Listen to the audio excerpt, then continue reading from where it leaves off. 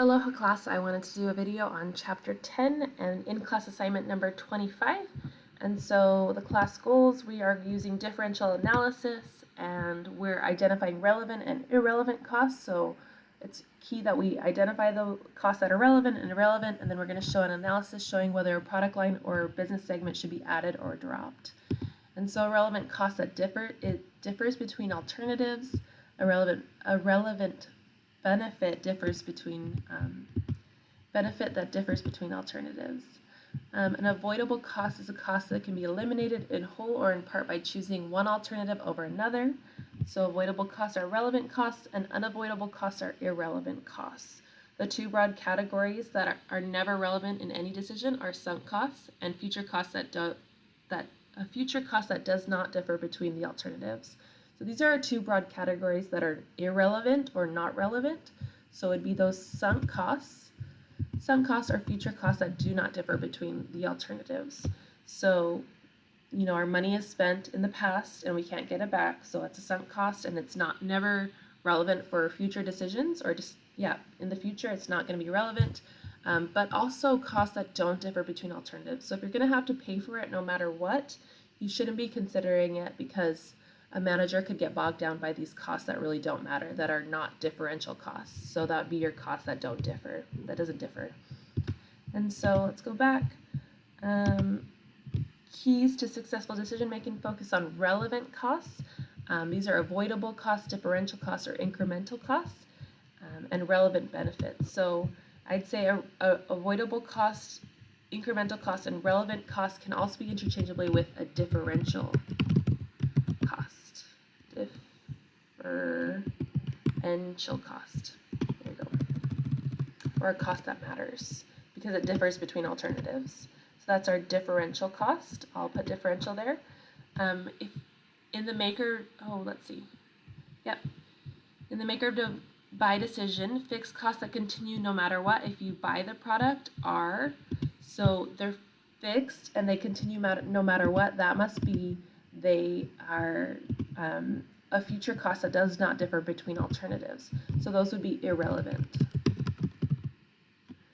So if you are, because we can't avoid them and they're the same in both decision, in the make or the buy decision, so if they stay constant, that would be irrelevant. If you're making the product, fixed overhead applies to the product, that would be totally eliminated if you decide to buy R. Okay, so this is the make or buy decision. Making the product, fixed overhead. You can save money on your fixed overhead applied to the product. And so if you can save money, that's a cost savings. That would be an avoidable cost. So that would be an avoidable cost or relevant cost. Relevant, all the words, they're relevant, they're avoidable. So if you can eliminate this cost, it's relevant and it's avoidable. It won't continue with both alternatives. Okay, so now this is a really fun case that we normally do in class, but now you have to do it on your own, or you can watch me do it.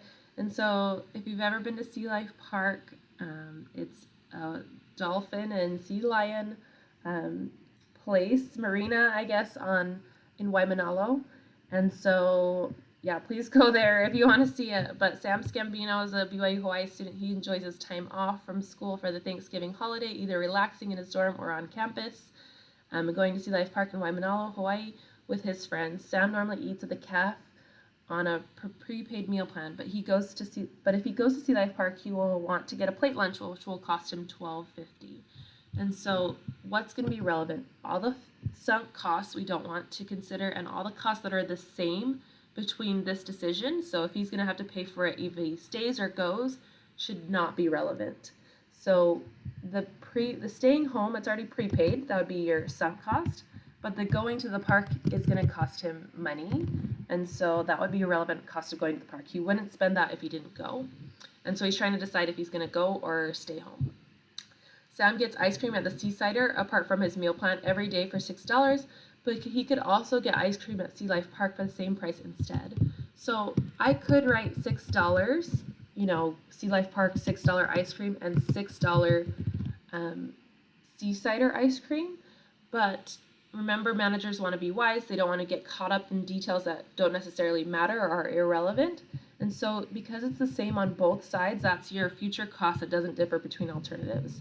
It doesn't differ, and so the rule is if it's not going to differ, we shouldn't consider it.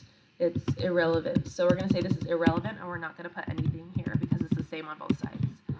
Sam purchased an annual pass to Sea Life Park at the beginning of the year for $65.50. Okay, so yes, he purchased it, but it was at the beginning of the year, so I would say this would be a sunk cost. And then he wouldn't have to pay for that or for staying home just for this one decision. Sam's annual pass does not cover a parking fee of $5, so that is a cost of going to the park, so I'll put $5 here. Sam decides that feeding the dolphins would be a cool experience while at the park, which is $15. So because he goes to the park, the drive to Sea Life Park and back is about 80 miles or 4 gallons at a price of $3.87 per gallon. Okay, so he's going to drive to the park. So, and that's a cost of going to the park versus just staying at home. So 4 gallons at $3.87 per gallon, $15.48. Sam's car insurance is $2 per day with depreciation on his car of $1,000 per year. So this one's a little bit tricky, but car insurance he's probably already paid for in total. And so he's going to have to pay for that if he uses his car no matter what. And depreciation is a fixed amount or a straight line depreciation, so it is not relevant in this decision because he's going to have to pay for, or not pay for the depreciation, but account for the depreciation for the whole year. So this is not relevant for our decision making here because it would happen in both situations, pay for insurance in both situations. So if Sam decides to stay in his dorm, he will study for his accounting test and buy $10 worth of goodies from the vending machine, so it cost us staying home. While Sam is taking a break from studying, he will shop online and buy a $40 hat on Black Friday. So this is usually better when it's around Thanksgiving, but now we're not in Thanksgiving. Sam's monthly dorm charge is $400 a month. So dorm charge, probably rent. He's going to pay that no matter what, if he goes to the park, Sea Life Park, or if he stays. And so this would be sunk. And these are probably sunk as well. And so I can put that in both categories, I guess. Sam could make priceless memories with his friends at Sea Life Park or his Accounting 203 study group. So this one is probably hard to determine, hard to quantify.